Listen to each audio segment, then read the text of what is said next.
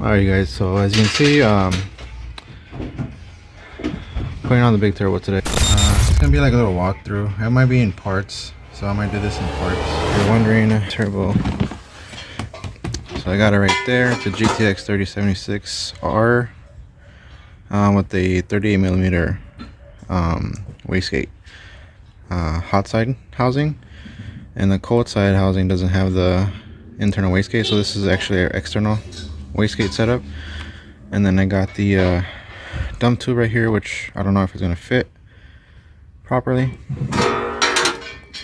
Here's my wastegate. It's a teal 44mm, so I'm not using the one that's on there. I'm actually gonna be blocking that off, which I'll show you later on how to do that. Here's my flange for my exhaust manifold. So basically what I'm doing here is this is all custom made. It didn't take me too long to make this, so let me take this out. Give me a second. Okay, so got that. So I made this and I put heat sheet on it. Oh dang, this thing came out.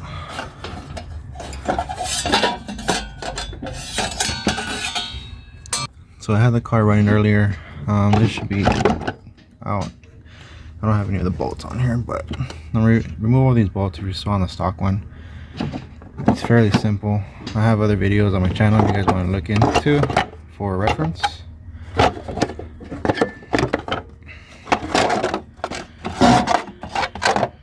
Really easy to remove, it's not that hard.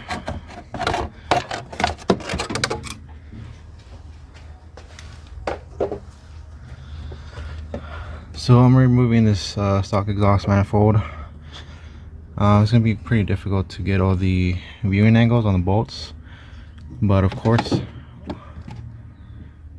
we're going to need to remove the 4 bolts on top that connect to the turbo. So I'm just going to loosen these up just to have them loose, but not removed, and I'll remove them at a later date during the install. And gotta remove the downpipe. It's very self-explanatory, guys. It's not difficult to do the downpipe.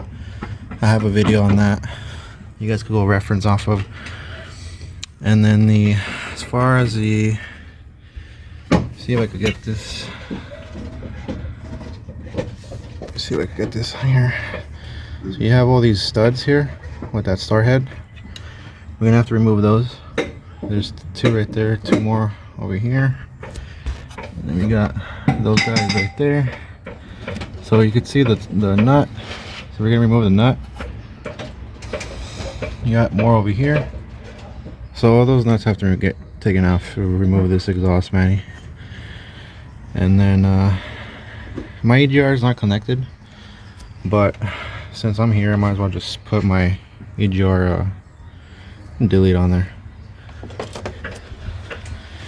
So one thing I do recommend, guys, is please upgrade your intake manifold, because the stock one is terrible. So if you haven't seen this install video, you can check out my previous videos in the past to reference off of. So I'm going to start removing the battery and all that stuff, so give me a second. Okay. Oh damn, I did put them all in there.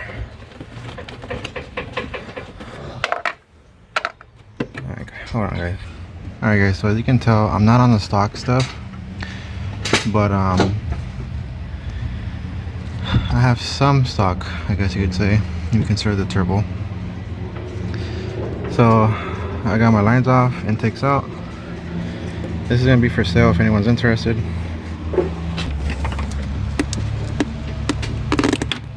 So I'm gonna loosen this bolt right there, which is connected to a bracket that holds on the turbo. I'm going to remove the EGR setup. Like I said, it's not even connected. The connection's down here somewhere. I don't know where it's at. And there's that, which is part of the EGR delete that I have put a long time ago. So I'm going to go ahead and unclip this here and start removing all this stuff. This is the electronic whisk control solenoid that's over here, the stock one. we're gonna unclip that right there. Unclip this guy right here. Oh, I guess I did have a clip on or turned on, but it's not even going anywhere. Anyways, yeah, unclip this guy and that guy so you could remove the EGR, and then that one's for the boost control solenoid, so we could it'll help us remove the turbo.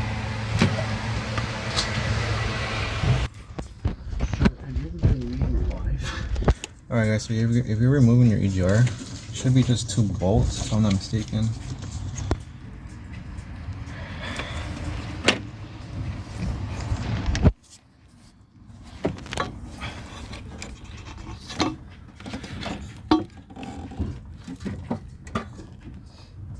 See that one, this one. I don't see the other one. So I believe it's just 2 bolts because it's in an angle. So move those 2 bolts, be careful because it'll leak coolant. You're supposed to drain the radiator, but I'm not doing that. I'm gonna see if I can just do it without having to drain the radiator. It's more of a mess, it's still gonna leak anyways.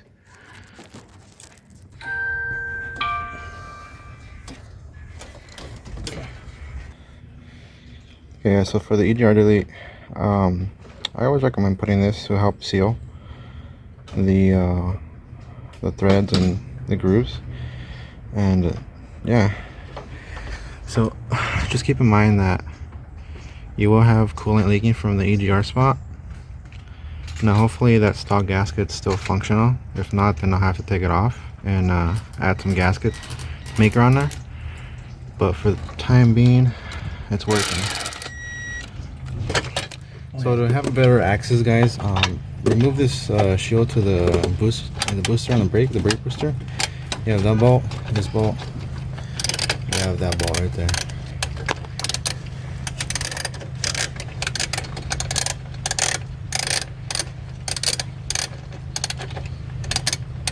And this is always helpful when you have someone else with you. So if you have a good friend, partner that's willing to help, that would be great for this install.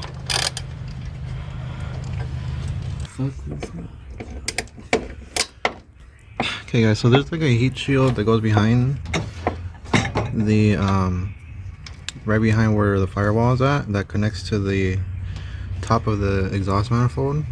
So you have this heat shield that sits behind. I believe it sits like this, just like that.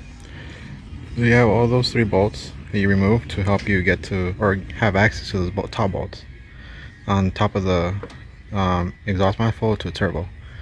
So they're 14 mils too, and I recommend spraying them down.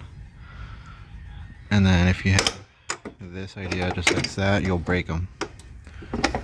So I'm gonna go ahead and go underneath the car to see what's next to remove under there. And while you're at it, if you need something if you need a type of a penetrating oil, this is what we use. You could use PB Blaster as well, but I've used both brands and they're both good. So we literally just sprayed this like maybe 15 minutes ago, and we just broke them. So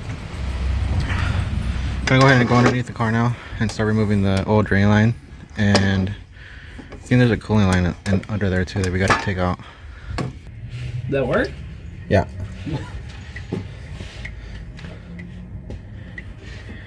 Good light, huh? Yeah. Oh.